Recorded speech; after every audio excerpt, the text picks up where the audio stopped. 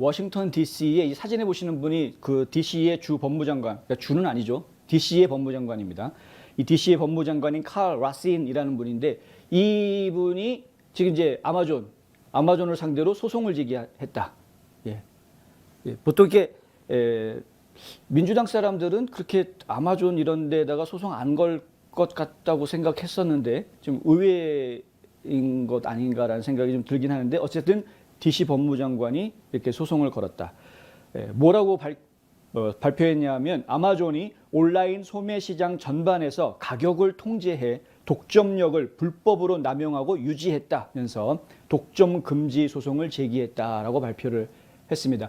반독점 소송은 저희가 예전에도 이미 뉴스 브리핑에서 이거 해야 된다라고 말씀을 드린 적이 있습니다. 물론 이제 명예훼손 소송, 그러니까 플로리다처럼 명예훼손 빅테크를 대상으로 하는 명예훼손 소송이라든가 이런 뭐 수정헌법 제1조를 어겼다 해가지고 이제 뭐 수정헌법에 대한 헌법 소송 이런 것들을 제기하는 것도 상당히 큰 의미가 있습니다. 그런데 그거보다 좀 더 기업들한테 실질적인 영향을 미칠 수 있는 부분이 반독점법을 가지고 들어가는 것인데.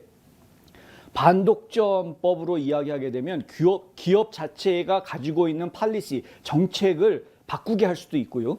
그리고 기업이 더 사업을 확장하지 못하도록 축소시켜야게 만드는 이런 강제적인 조치도 가능할 수 있기 때문에 이게 한번 가능한 겁니다.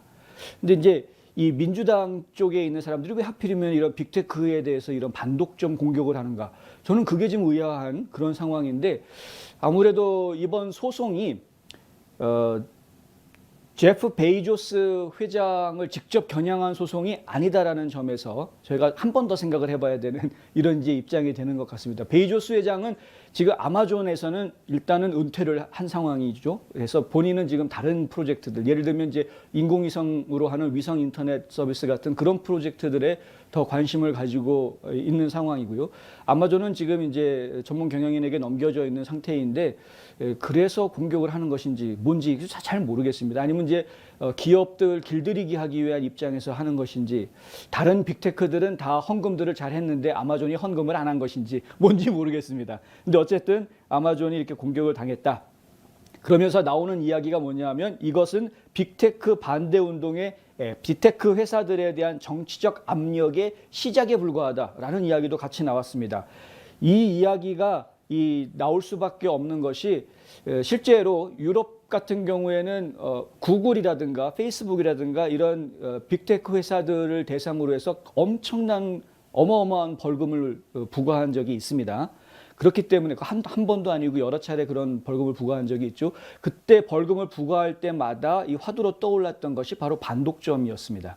아마존 같은 경우에는 이 전체적으로 플랫폼을 제공을 하고 업자들이 들어오지 않습니까? 소매업자들이 본인의 가게를 아마존 안에 만들 수 있게끔 해주죠.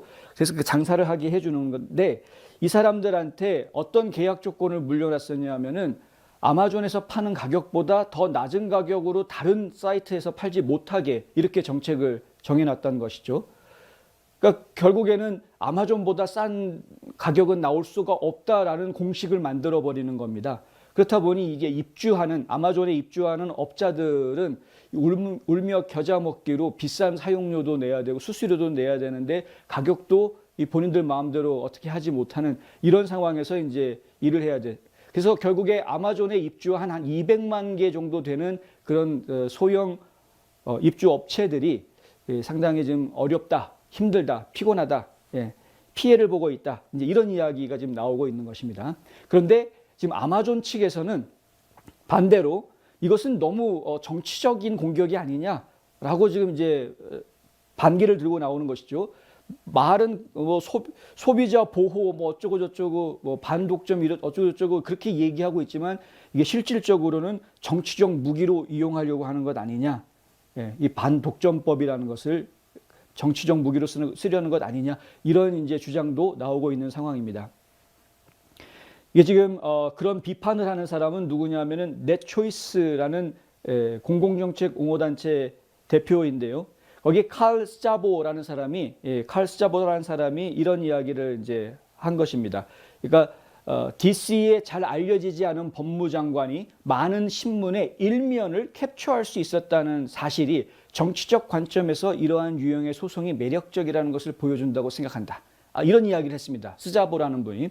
이 스자보라는 분은 이제 좀 진보적인 성향을 가지고 있는 분이 분명한데, 근데 뭐라고 이야기를 하냐면은 이 법무장관이 잘 사람들한테 알려져 있지 않은 법무장관인데, 근데 유명세 한번 타려고 이런 정치적인 공격을 하는 것이다라고 이제 싸잡아서 이야기를 아주 폄하하는 이야기를 한 것이죠.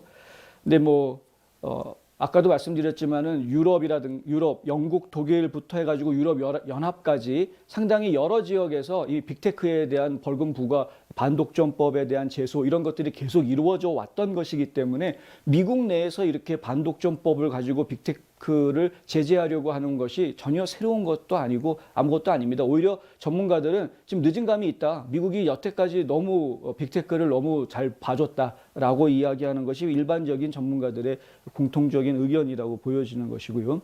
그렇기 때문에 결국 이번 기회를 통해서 이 빅테크들이 본인들의 행동을 좀 자성하는 기회가 만들어지기를 저희는 좀 사실 바랍니다.